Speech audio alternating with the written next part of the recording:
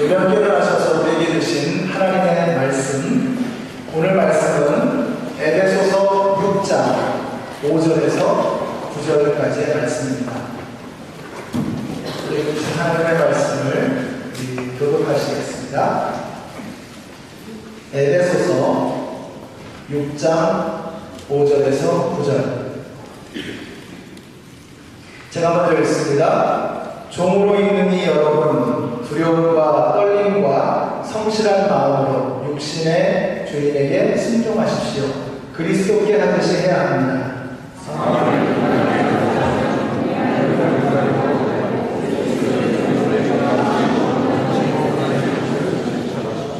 사람에게 아니라 주님께 하듯이 기쁜 마음으로 섬기십시오.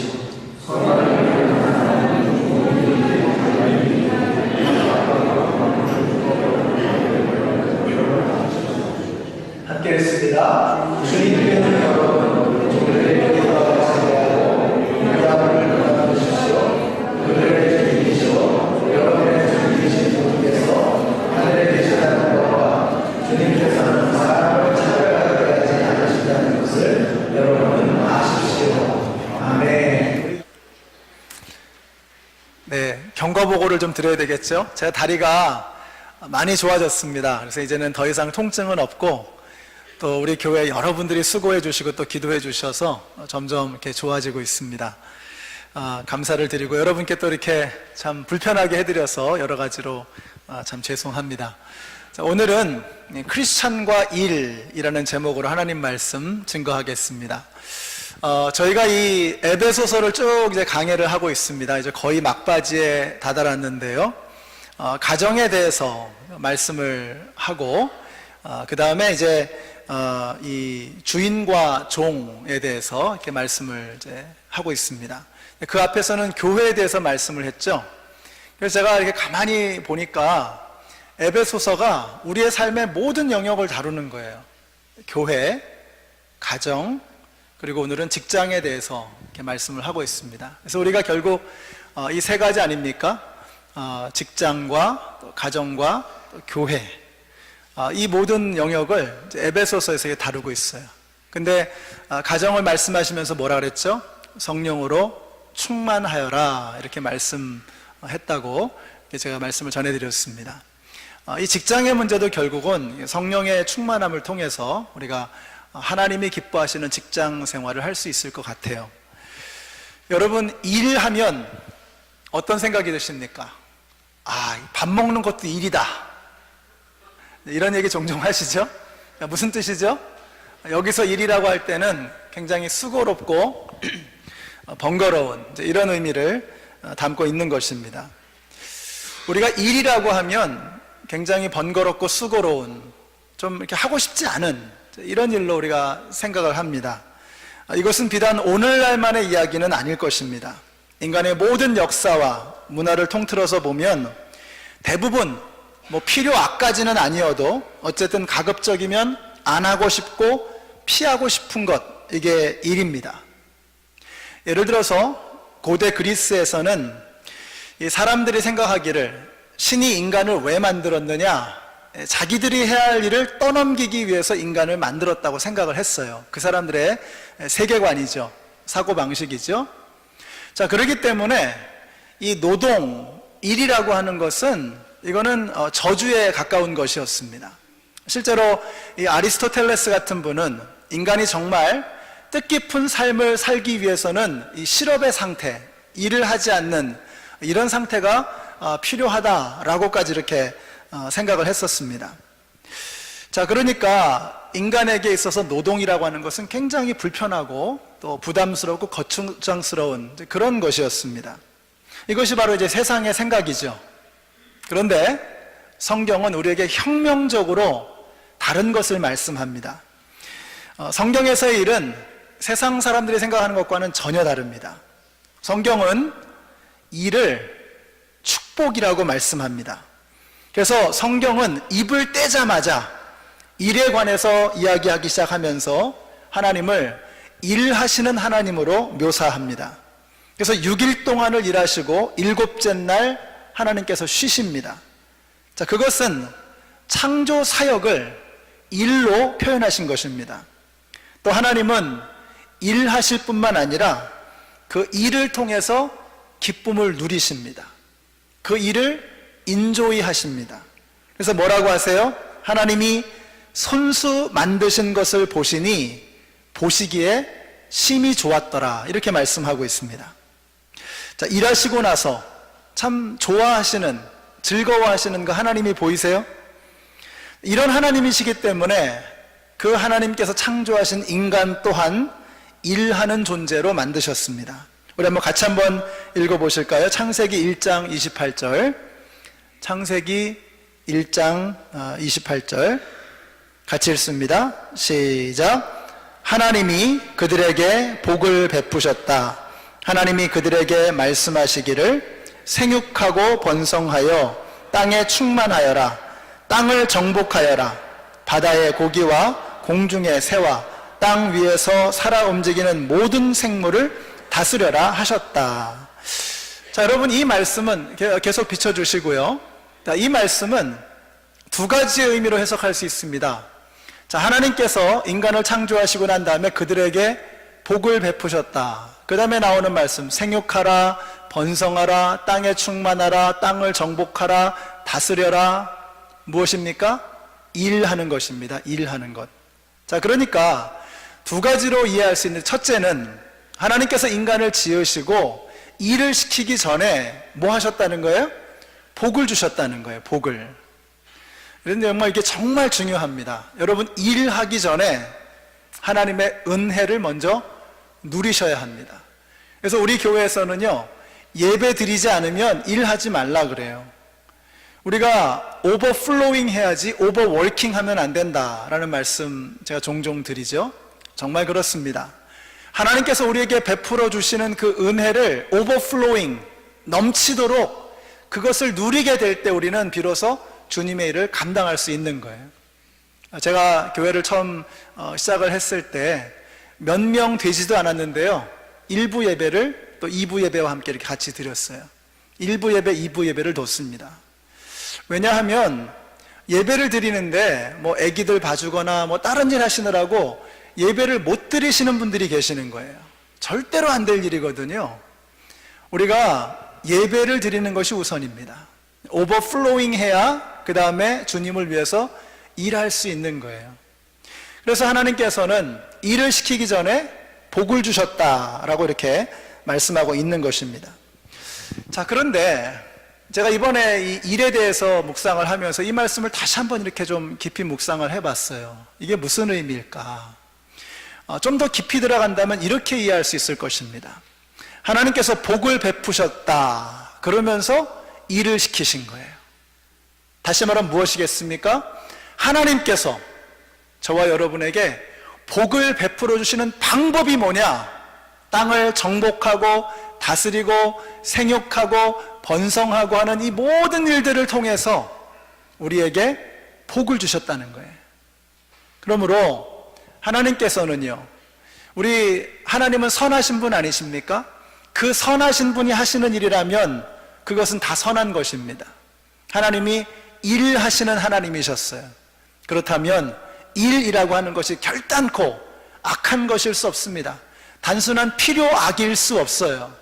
일은 하나님이 주신 축복인 것입니다. 그래서 그 축복을 주시기 위해서 무엇을 통해서요? 일을 통해서 우리에게 그것을 베풀어 주신다는 것입니다. 그래서 정말로 보면은요, 제가 요즘에 정말 팔자가 늘어집니다. 그래서 다리를 다쳐가지고 제 아내의 일이 뭐 거의 곱절로 늘었죠. 그래서 뭐 평소에 하던 일에다가 뭐 예를 들어서 뭐 설거지하고 밥하고 평소에 이제 하던 그런 모든 일들을 제 아내에게 맡기고, 아무도 안 믿으시겠죠? 하여튼 뭐 누워가지고요, 뭐 물 갖다 달라, 뭐 하여튼 이렇게 하는데 처음에는 너무 좋더라고요. 그래서 아프지만 않으면 이 상태가 좀 계속되면 좋겠다. 근데요, 요즘에는요, 이렇게 움직이고 다니는 제 아내가 너무 부러운 거예요. 이번 주에 우리 김영기 장로님하고 어디를 갈 일이 있었는데, 우리 커리 목사님 만나러 가는데, 장로님께서 그냥 걸음 잘 못 걸으시거든요. 근데 저를 이렇게 문을 열어주시고 도와주시는데, 장로님이 너무너무 부러웠던 거예요. 여러분, 일을 한다는 것이 이게 얼마나 큰 축복인지 모릅니다. 우리가요, 한번 일 안 하잖아요? 그 불안해집니다. 그리고 슈링크 되는 것 같아요. 이렇게 내 마음이 움츠러들고 뭔가 이렇게 자꾸 좀 불편해지고 이게 막 병이 납니다. 근데 오히려 땀 흘려서 일하게 될 때 우리의 삶이 건강해지고 또 기쁨이 넘치고 감사가 넘치는 것 같아요. 저는 여러분들이 이 일에 대한 우리의 생각을 좀 바꾸게 되시기를 바라요. 여러분, 정말 하나님 앞에 하나님 일하는 거 너무 싫어요. 그래서 하나님이 여러분의 기도를 들으시사 평생 일 못하게 해주시면 여러분 그게 감사하겠습니까? 얼마나 힘든 일이겠어요. 우리가 기왕 일하는 것이라면 우리 그런 말이 있죠. Do what you love and love what you do. 그래서 네가 좋아하는 거 하고 그게 안 되면 네가 하는 거를 좋아하기라도 하라고 하는 그런 영어 표현이 있습니다. 우리가 기왕 일을 해야 된다 그러면 우리에게 주신 그 일을 축복으로 알고 그것을 누리고 즐기실 수 있는 저와 여러분이 되시기를 예수님의 이름으로 축원합니다. 근데 제가 이렇게 아무리 일이 축복이다 말씀을 드려도 여러분 마음 한켠에는 좀 동의가 안 되시죠? 일이라는 것이 너무 사실 힘드니까요. 그래도 일하는 것이 힘들고 괴로운 것이 아닌가 하는 이런 생각들을 하실 겁니다. 자, 그런데 이게 언제부터 이렇게 됐을까요? 죄가 세상에 들어오면서부터 일은 축복이 아니라 수고가 되었고 고통이 된 것입니다.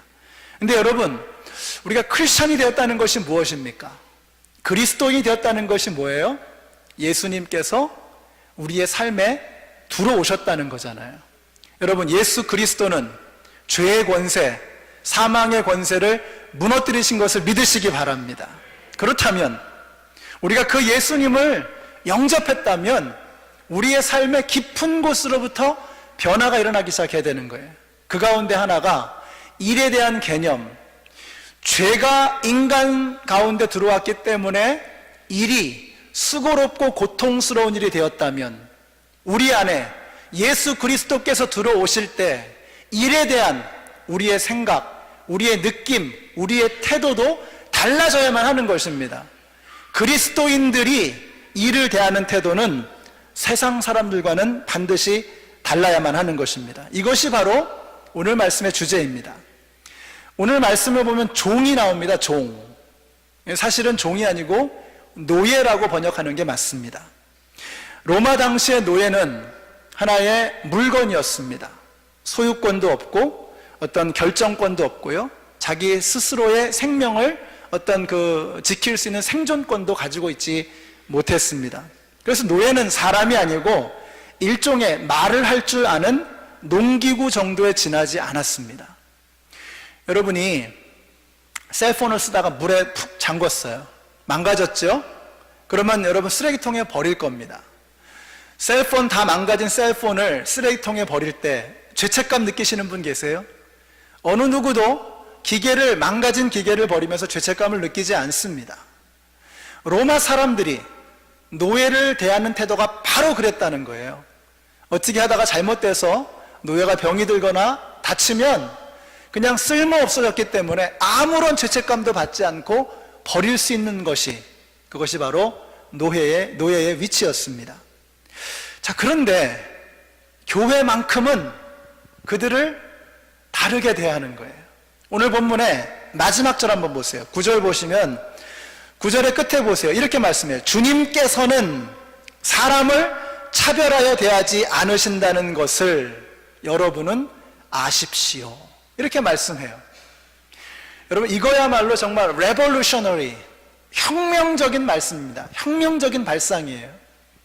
로마의 모든 사람들이 노예는 사람 아니다, 생명 아니다, 그냥 단순한 기계에 지나지 않는다라고 여겼는데, 그런데 교회에서는 하나님께서는 모든 생명이 등가의 가치를 가지고 있는 동등한 존재라고 말씀하는 거예요.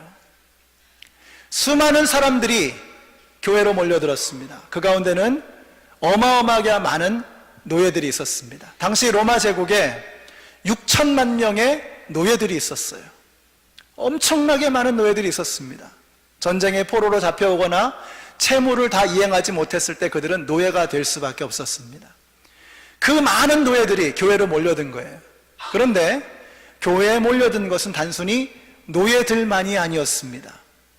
교회에 와서 말씀을 들으면 손해를 볼 수밖에 없는 노예의 주인들, 귀족들, 왕궁에 살던 왕족들, 그들도 교회로 몰려들었어요.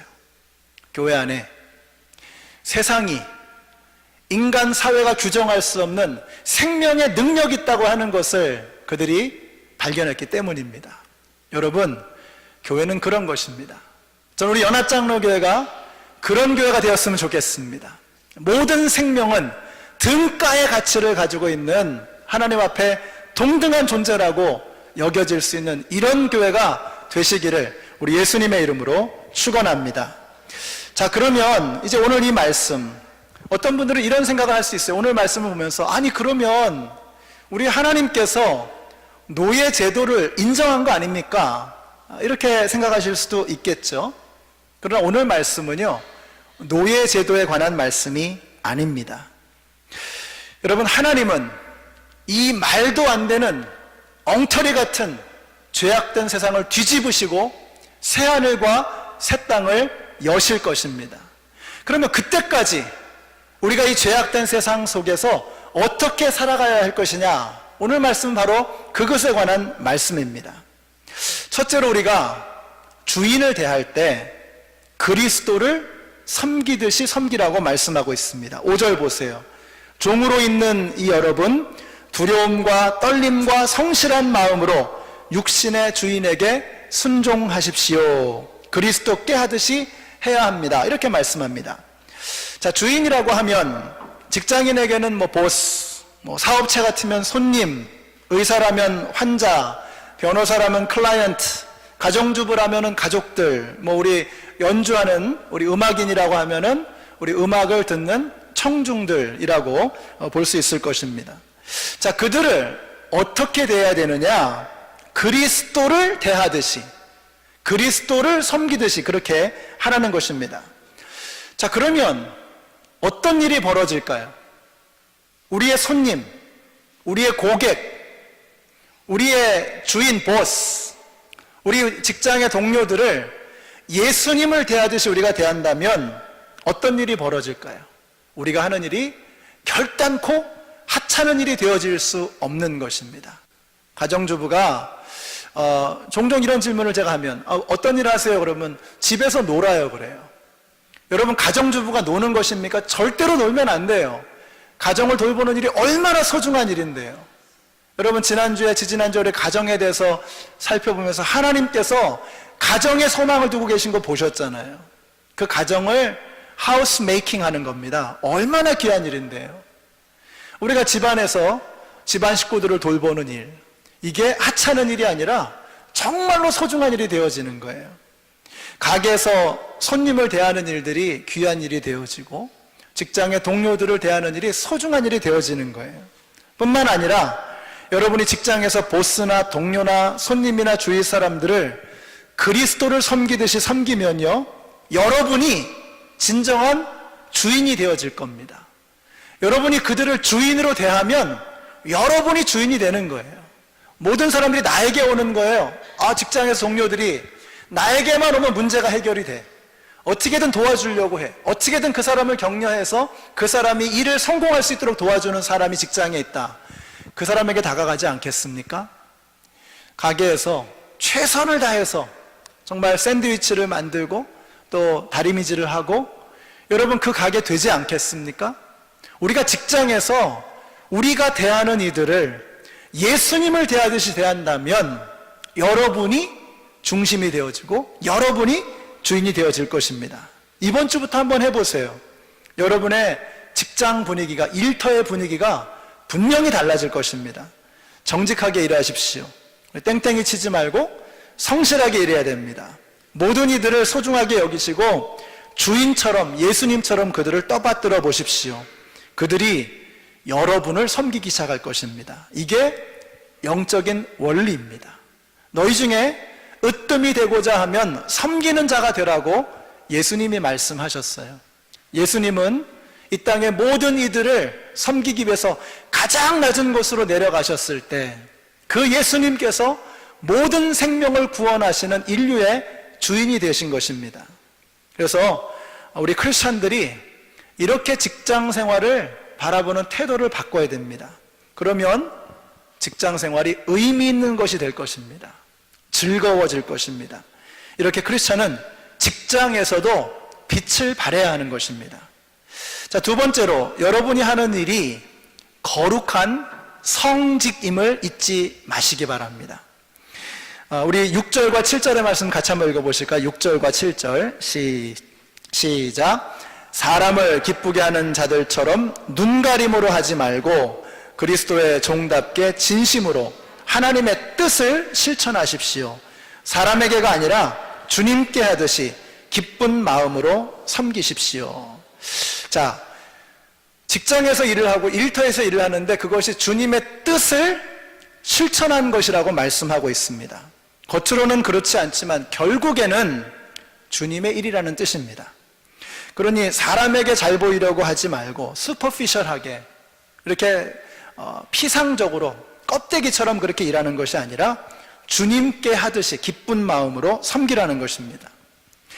여러분이 영어로 직업을 vocation이라고 합니다. vocation. 이 말은 라틴어로 보카레라고 하는 말에서 나와서 부른다는 뜻입니다.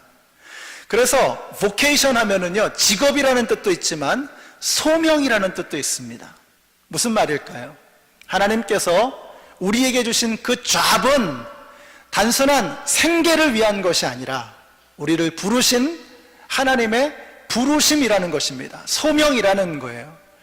여러분이 하고 계시는 그 일, 어떤 직종이든 여러분이 페이를 얼마를 받으시든 그건 둘째 문제입니다.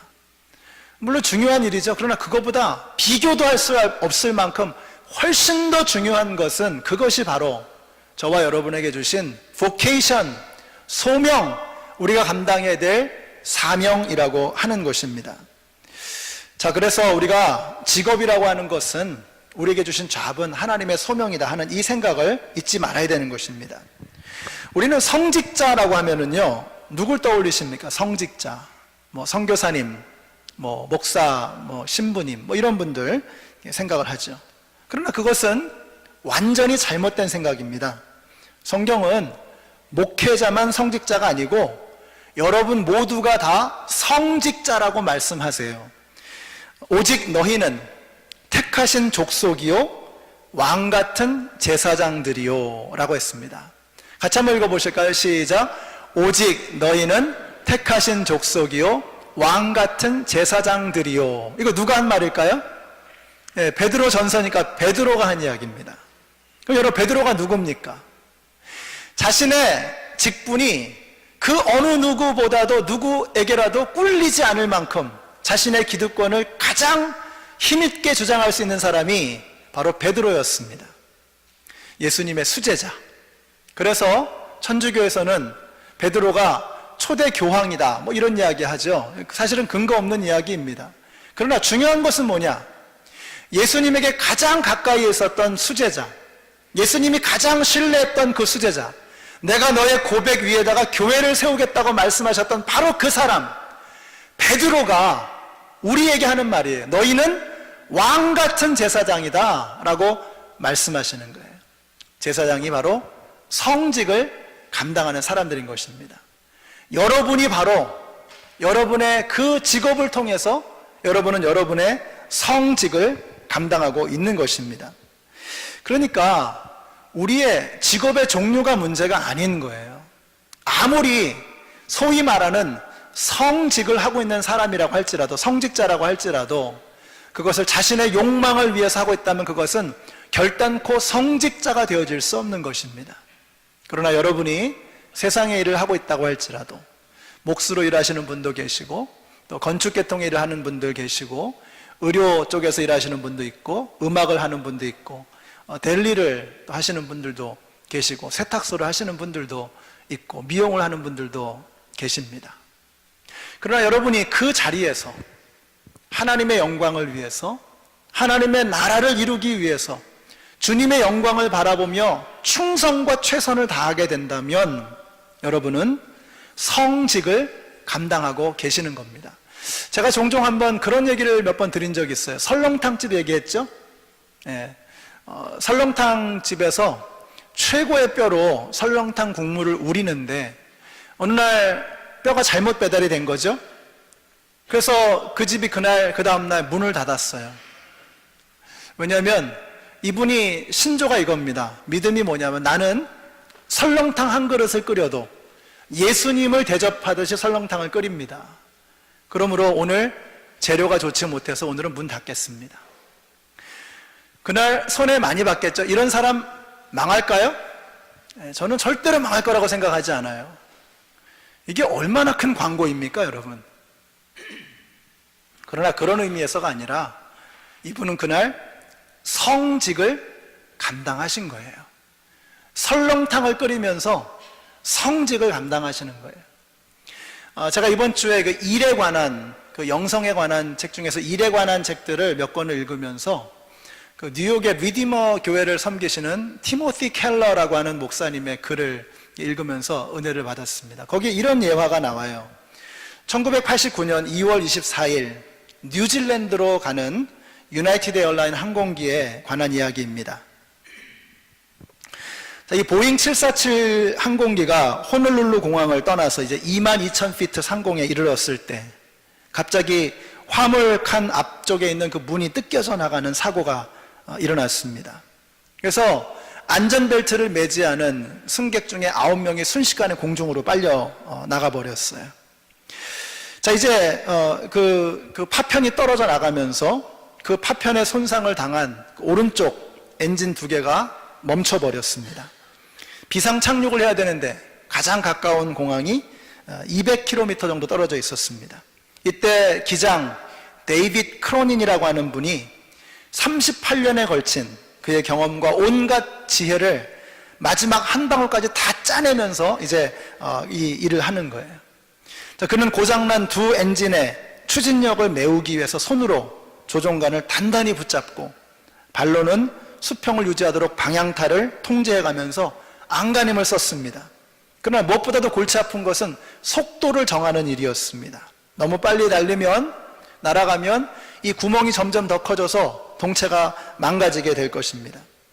자, 그래서 최대한으로 속도를 줄여야 되는데 설상가상으로 이 속도를 줄이는 그 장비가 망가져서 작동을 하지 않는 것입니다. 게다가 비행기가 지금 너무 무거운 상태예요.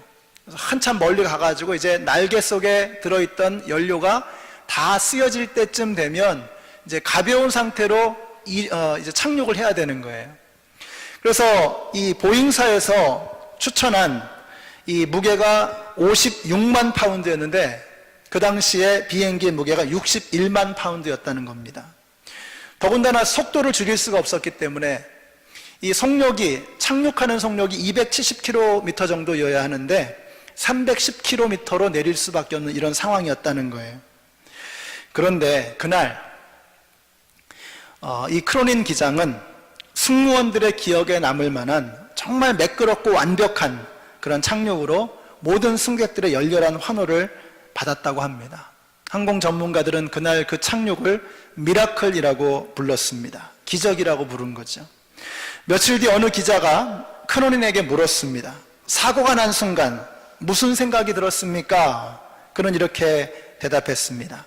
승객들을 위해서 잠시 기도한 뒤 저는 제가 곧바로 해야 할 모든 일에 모든 것을 집중했습니다. 저는 그날 크로닌 기장이 했던 일이 바로 성직이라고 생각합니다. 하나님 앞에 승객들을 위해서 기도한 후 자신에게 맡겨져 있는 일에 자신의 38년의 모든 경험을 다 짜내어서 거기에 쏟아붓는 거예요. 하나님의 영광을 위해서 자신의 일을 감당한 것입니다. 이것이 바로 성직입니다. 예수님을 대접하듯이 설렁탕을 끓이고 주님을 모시듯이 최선을 다해서 비행기를 운항하고 세탁소에서 주님의 옷을 준비하듯 세탁을 하고 다림질을 합니다. 집을 고칠 때 예수님의 집을 고치듯이 정성을 다하고 델리에서 예수님의 점심 도시락을 싸듯이 최선을 다할 때, 환자에게 최선을 다해서 진찰을 하게 될 때, 주님을 보살펴드리는 그런 마음으로 이 일들을 감당하게 될 때, 여러분, 그것은 더 이상 세상의 일이 아니라 거룩한 일, 주님의 영광을 드러내는 성직이 되는 것입니다. 여러분이 내일부터 세상에 나가서 하는 일을 세상 일이라고만 생각하지 마시기 바랍니다. 생계를 위해서 어쩔 수 없이 해야 되는 비참한 일로 여러분의 일을 만들지 마십시오. 그것을 하나님께서 여러분을 하나님의 영광을 드러내기 위해서 여러분에게 주신 여러분의 소명이요 사명으로 받게 되시기를 바랍니다. 우리 그리스도인들이 이걸 잊어버렸어요. 그래서 더 이상 세상에서 영향력을 끼치지 못하는 겁니다. 여러분, 우리가 세상의 빛과 소금이라고 말씀합니다. 성경은 우리를 세상의 빛이요 세상의 소금이라 그래요. 그럼 우리가 세상에 나가서 가장 많은 시간을 보내는 곳이 어디입니까? 직장 아니에요? 적어도 8시간 일하는 거 아닙니까? 그러면 그 가장 많은 시간을 보내는 그 직장에서 소금의 역할, 빛의 역할을 감당하지 못한다면 우리가 어떻게 세상의 빛, 세상의 소금이 될 수 있겠습니까? 그리스도인들은 직장에서도 별처럼 빛나야 하는 것입니다. 우리 연합장로교의 모든 성도님들이 직장의 일을 단순한 생계를 위한 일로만 여기지 마시고, 물론 그걸 통해서 우리의 가정을 먹이시고 우리의 삶을 윤택하게 해주시죠. 그러나 단순한 생계를 위해서만 여기지 마시고 나에게 주신 하나님의 소명과 사명으로 받으실 수 있는 우리 모두가 되시기를 예수님의 이름으로 축원합니다. 마지막으로요, 우리가 행복한 직장 생활 하려면요 자원하는 마음으로 하셔야 됩니다. 하여튼 누가 시켜서 하는 건 재미가 없어요. 여러분이 청소를 하려고 빗자루를 딱 잡았는데 제발 좀 청소 좀 하시지, 딱 이런 소리 들으면 꼭지가 확 돌아서 에이 몰라 그래서 던져버리는 거 아닙니까? 저희 집 이야기하는 거 아니에요. 우리는 억지로 하는 일은요 정말 재미없어요. 진짜 재미없습니다. 자원하는 마음으로 하게 될 때 기쁜 거죠. 아무리 무뚝뚝한 사람이라도요, 연애할 때 보면 문 열어주고 문 닫아주고 뭐 마당새처럼 부려도 피곤할수록 행복한 거예요. 사랑하는 사람과 함께라면. 여러분, 예수님 사랑하시죠? 여러분, 예수님을 우리의 삶의 주인으로 모신 그리스도인들 아닙니까? 그래서 우리가 예수님을 사랑한다면 예수님께서 우리에게 주신 그 일, 그 직분을 우리는 기쁨으로 감당할 수 있어야 되는 겁니다. 근데 우리 인간이 참 이기적이잖아요. 그래서 8절 한번 보세요. 선한 일을 하는 사람은 종이든지 자유인이든지 각각 그 갚음을 주님께로부터 받게 됨을 여러분은 아십시오라고 했어요. 그러니까 누가 갚아주신다는 거예요? 예수님이 갚아주신다는 거예요. 그러면 예수님이 페이하신다는 거잖아요. 여러분에게 예수님이 페이하신다는 거예요. 그럼 예수님이 페이하신다는 말은 뭡니까? 일 시킨 분이 누구라는 거예요? 예수님이 일 시켰다는 거예요. 그러니까 여러분이 하시는 일, 그것이 어떤 일이든지 간에 예수님이 그것에 대한 상응하는 보응을 해주실 텐데, 궁극적으로 내 눈앞에는 사람이 보이지만 더 큰 눈으로 보면 그것은 주님께서 나에게 시킨 일이라고 하는 것입니다. 그리고 거기에 대해서 상응하는 상급, 영어 성경에 보니까 reward라는 단어를 썼어요. reward, 상급을 주신다는 거예요. 우리 교회 성도님 중에서 좀 어려우신 분이 계시면 그냥 거의 그냥 프리로 일해주다시피 하는 분이 계세요. 그분이 그런 간증하시는 거 들었어요. 자기는 일 끝나면 이제 도와드리고 나면 하나님한테 비를 보낸대요. 그러면 잘 믿는데요. 하나님께서 내 대에 갚아주시든 아니면 내 자녀들에게 갚아주시든 반드시 하나님이 갚아주실 것을 믿는다. 이렇게 말씀하시는 거를 들었어요. 그분에게 누가 일 시키신 거예요? 하나님이 일 시키셨어요. 그리고 하나님이 갚으신다고 그는 믿고 있는 것입니다. 그렇게 될 때요, 누구를 도와주면서도 기쁜 거예요. 감사한 거예요. 자원하는 마음이 생기는 거예요. 예를 들어서 우리 교회에 요즘에 애기들이 참 많습니다. 우리 영화부에 가보면 아주 그냥 애들이 난리가 아닙니다. 근데 아이들이 늘어서 일손이 부족한데요, 근데 아기를 보는 게 이게 쉬운 일이 아니거든요. 근데 영화부에서 섬기시는 분들께서 우리가 고생이 되지만 아기를 봐주니까 젊은 엄마들이 마음 놓고 예배를 드릴 수 있고 믿음이 성장하고 그래서 애들을 더 잘 키우게 되고 주님의 나라를 위해서 일하게 된다면 이것이 바로 하나님께서 상을 주시는 것이 아닐까라고 볼 수 있다면 애들을 봐주는 일이 아무리 힘들고 피곤한 일이라도 그것을 기쁜 마음으로 자원하는 마음으로 감당할 수가 있는 것입니다. 이제 내려가시면 맛있는 음식이 기다리고 있을 겁니다. 우리 각 목장에서 돌아가면서 친교를 담당하는 거죠. 그런데 야 벌써 또 우리 목장이야 지겹다 지겨워 이러면 여러분 이게 뭐가 되겠습니까 여러분? 그 음식이 맛이 있을까요? 그런데 제가 어떤 목장 보니까요 아주 목장이 모여서 음식 만드는 날을 아예 그냥 잔칫날로 만드는 거예요. 그래서 뭐 삼겹살 구워 먹고 도대체 뭘 위해서 모이셨는지 헷갈릴 정도로 드시려고 모이셨나 음식하려고 모이셨나 헷갈릴 정도로 그렇게 즐겁게 하는 거예요. 그러니까 뭐 목장 식구들 단합대회라고 생각하고 그날 모여가지고 이렇게 음식을 만들면서 으쌰으쌰 하는 겁니다. 여러분 하나님은요 자원하는 마음으로 즐거워하는 마음으로 드린 것만을 받으세요. 그러니까 제일 어리석은 사람이 뭐냐면 투덜투덜하면서 주님 일하는 사람. 그거 카운트 안 됩니다. 어리석은 거예요. 자원하는 마음으로 기쁜 마음으로 감당할 때만 그것이 하나님께서 헤아리시는 상급이 되는 것입니다. 우리 여러분 우리가 음식을 만들면서도 우리가 이렇게 목장 모여서 즐겁죠. 그 다음에 그 음식을 만드니까 이 음식을 내일 우리 VIP 중에서 누군가 드시겠지, 우리 어르신들이 드시겠지, 우리 애들이 먹겠지, 수고하는 교사들이나 우리 많은 성도님들이 드시겠지, 이런 걸 마음속에 그리면서 음식을 만들면 얼마나 귀한 일이 되겠습니까? 미성숙한 사람은요 끊임없이 눈앞에 있는 문제만을 봐요. 일만을 보는 거예요. 그런데 성숙한 사람은 그것을 통해서 주실 하나님의 benefit, 하나님의 끼쳐주실 상급과 유익을 바라보는 것입니다. 우리 성도님들 점점 더 성숙해지셔서 눈앞에 일이 아니라 그 너머 있는 하나님의 축복과 보상을 보실 수 있는 우리 모두가 되시기를 예수님의 이름으로 축원합니다. 죄가 들어오면서 일은 재미없는 것이 되어져 버렸습니다.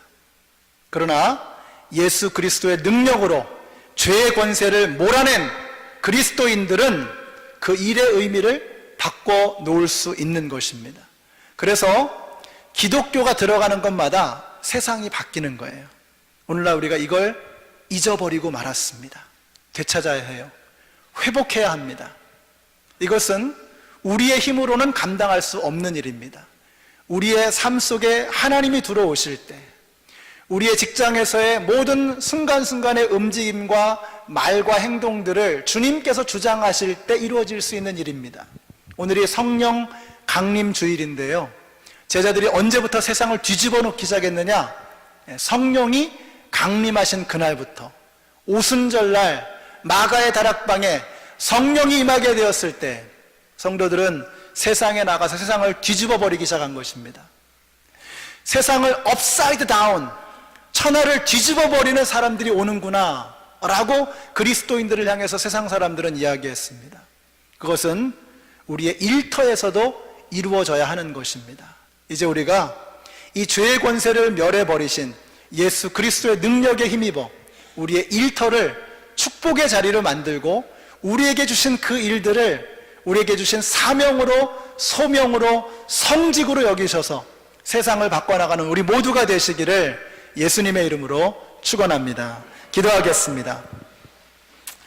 좋으신 사랑의 하나님, 너무나 감사합니다. 일할 수 있는 일 자리를 주시고 여건을 주시고 또 그 일을 우리를 향한 하나님의 축복과 소명으로 볼 수 있는 믿음을 주시니 너무나 감사합니다. 우리의 생각과 마음을 이제는 하나님의 마음으로 바꾸어서 우리의 일터를 변화시켜 나가는 주의 백성들 다 되게 하여 주시옵소서. 우리의 삶의 현장 속에서 예배하며 일터에서 하나님을 영광스럽게 드리는 우리 모두가 되게 하여 주시옵소서. 예수님의 이름으로 기도드렸습니다. 아멘. 우리 함께 일어나셔서 찬양하시겠습니다. 부르신 곳에서라는 찬양입니다. 여러분의 직장이 여러분을 부르신 곳입니다. 연주장에서, 병원에서, 또 공사장에서, 가게에서, 여러분의 직장에서 하나님의 부르심에 순종하시고 그 자리를 거룩한 자리로 우리 만들어 가십시다. 따스한 성령님, 마음으로 보내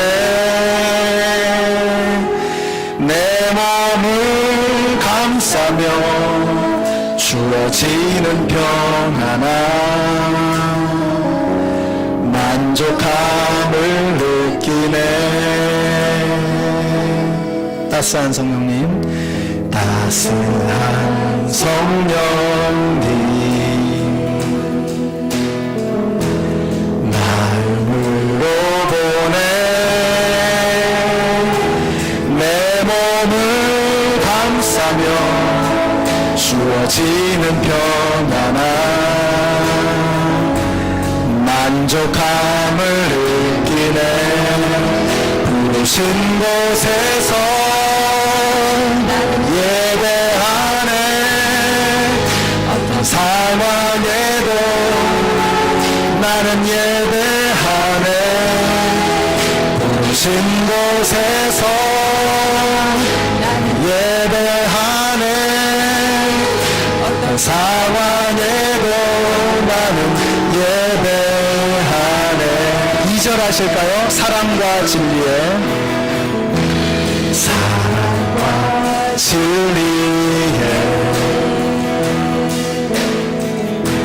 한 줄기 빛 보내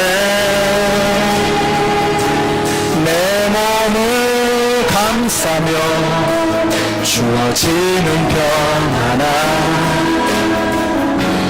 그 사랑을 부르신 곳에서, 부르신 곳에서 나는 예배하네. 어떤 상황에도 나는 예배하네. 부르신 곳에서 예배하네. 어떤 상황에도 나는 예배하네. 내가 걸어갈 때, 내가 걸어갈 때 길이 되고 살아갈 때 삶이 돼. 그곳에서 예배하네. 내가 걸어갈 때 길이 되고 살아갈 때 삶이 돼. 그곳에서 예배하네. 부르신 곳에서 나는 예배하네. 어떤 상황에도 나는 예배하네. 부르신 곳에서 나는 예배하네. 어떤 상황에도 나는 예배하네. 우리 한번 기도하실까요? 이 시간 기도하실 때 여러분, 성경의 모든 위대한 믿음의 선배들은 열심히 일하는 사람들이었습니다. 모세도 목동으로 일했고, 베드로도 어부로 일했고, 다윗도 양을 치면서 생명을 걸면서 양들을 지켰습니다. 요셉도 정치인으로서, 다니엘도 그가 속한 자리에서, 에스더도 목숨을 걸면서 자기들이 살아가던 그 삶의 자리에서 단순한 생계를 유지하기 위해서가 아니라 하나님의 영광을 위해서 자신의 삶을 드렸던 사람들입니다. 우리도 오늘 한번 고백하십시다. 하나님, 이제 우리의 삶의 자리를 하나님이 부르신 곳으로 알고 소명으로 여기고 무엇을 하든지 간에 그곳에서 하나님 앞에 영광 돌리는 주님의 백성들 되게 하여 주시옵소서. 우리 한번 같이 합심해서 통성으로 기도하겠습니다. 사랑의 하나님, 너무나 감사합니다. 하나님께서 저희들에게 일터를 주시고 가정을 주시고 직장을 주시고 우리에게 소명을 주시니 너무나 감사합니다. 공사장에서, 델리에서, 세탁소에서, 미용실에서, 변호사로 일하면서, 의사로 일하면서, 음악가로 연주하면서, 연구자로 연구를 하면서 아버지 하나님, 그 자리를, 우리의 삶의 자리를 하나님의 영광을 올려드리는 거룩한 소명의 자리로 불러주셨사오니 그곳에서 하나님의 영광을 위해서 일하는 우리 모두가 될 수 있도록 하나님 인도하여 주시옵소서. 그것을 단순한 생계의 수단으로만 여기지 않게 하시고 바로 그 삶의 자리에서 먼저 하나님의 나라와 하나님의 의를 구할 때 우리가 필요한 모든 것들을 채워주실 줄로 믿습니다. 한 걸음 더 나아가 바로 그 일을 통해서 하나님 영광 받으시며 하나님의 나라가 이 땅 가운데 놀랍도록 선포되어지고 퍼져가게 될 줄로 믿습니다. 직업을 향한 우리의 생각을 바꾸게 하시고 일터를 댄 우리의 태도가 달라지게 하여 주셔서 우리가 그 자리에서 만나는 모든 사람들을 주님을 대하듯이 대하게 하여 주시고 우리가 맡은 그 일에 최선과 충성과 성실과 정직을 다하게 되므로 그것은 하나님 앞에 영광 돌리는 주님의 백성들 다 되게 하여 주시옵소서. 하나님 감사합니다. 우리를 일하는 자들로 불러주시고 우리의 일을 거룩한 하나님의 일, 성직으로 깨닫게 하여 주시니 너무나 감사합니다. 우리가 서 있는 그 삶의 자리에서 그 일을 통해서 하나님께 영광 돌리는 주의 자녀들 되게 하여 주시옵소서. 이제는 생명의 근원이 되시는 우리 주 예수 그리스도의 은혜와 하나님 아버지의 그 크신 사랑과 성령님의 교통하심이 우리에게 주시는 그 일을 하나님께서 우리에게 부여해 주신 소명과 성직으로 알고 그곳에서 하나님을 높여드리기를 소원하는 하나님의 모든 백성들 머리 위에 이제로부터 영원토록 함께 하시기를 예수님의 이름으로 축원하옵나이다. 아멘.